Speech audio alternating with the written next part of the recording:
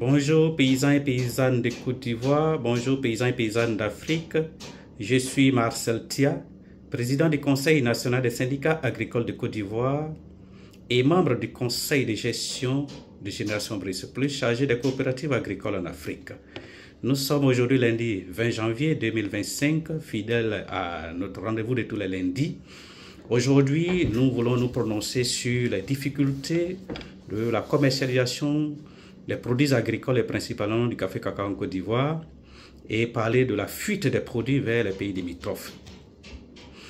Aujourd'hui, nous voulons rappeler que depuis 1946, le syndicat agricole africain, qui était un groupement des paysans, un syndicat des paysans, a décidé de former les Ivoiriens et les Africains pour ne plus que les colons volent nos grands-parents. Parce que, en son temps, le kilogramme de cacao de café, quand il coûtait 100 francs aux colons, on donnait 50 francs aux paysans ivoiriens.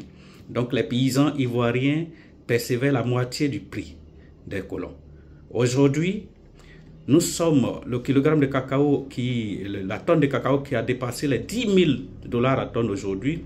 C'est-à-dire que nous sommes autour de 7 000 à 8 000 francs CFA le kilogramme, pendant que le paysan ne perçoit que 1 800 francs. C'est-à-dire que le paysan ne touche même pas le tiers du prix CAF aujourd'hui. Parce que le prix CAF représente le prix qui était fait aux colons en son temps.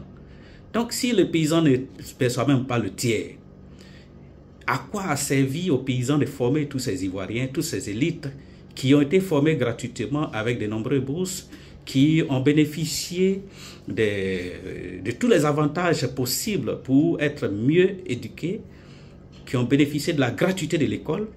Et malheureusement, les paysans aujourd'hui sont pillés au lieu d'être volés. Nous avons été reçus à la Banque mondiale en février 2022, où la Banque mondiale a fait savoir que la commercialisation des fèves de cacao rapporte plus de 120 milliards de dollars par an. Et tous les pays producteurs de cacao dans le monde, nous ne percevons que 6% de 120 milliards. C'est-à-dire que 6% de 120 milliards, la Côte d'Ivoire qui produit 40% du cacao mondial perçoit 40% de 6%. Donc vous voyez que en réalité, la Côte d'Ivoire, l'État et nous les paysans, nous ne percevons qu'environ 2,8 milliards de dollars sur 120 milliards, au lieu de 40% de 120 milliards.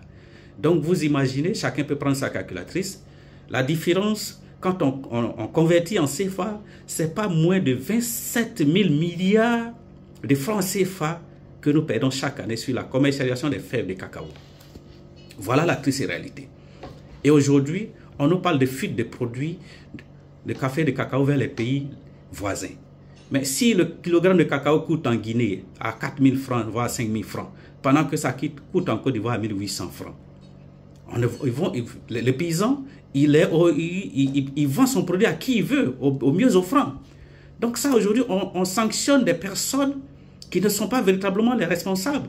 Le responsable de la fuite des produits vers les pays voisins, c'est l'État de Côte d'Ivoire, qui n'a pas encore décidé de mieux rémunérer le paysan de Côte d'Ivoire, qui n'a pas encore décidé de financer les coopératives des paysans, qui n'a pas encore décidé d'encadrer les coopératives des paysans à la bonne gestion et à l'encadrement réel des paysans dans les villages et campements. Les paysans n'ont pas de route aujourd'hui, les enfants des paysans ne bénéficient plus de l'école gratuite, alors que les paysans cotisent, pour ne pas dire épargnent, plus de 2 000 milliards de francs CFA chaque année.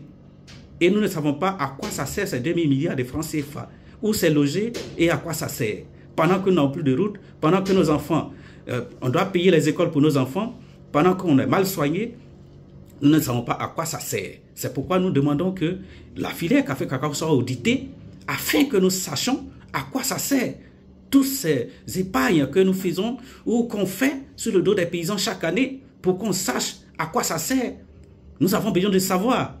C'est pourquoi nous interpellons toutes les élites de Côte d'Ivoire, tous les intellectuels qui ont été formés avec les revenus des paysans de Côte d'Ivoire. Parce que si les paysans délaissent la culture du café et du cacao, l'État même risque de ne plus avoir les moyens pour payer ses fonctionnaires. Donc c'est le combat de tous les Ivoiriens. Nous avons besoin de reconnaissance.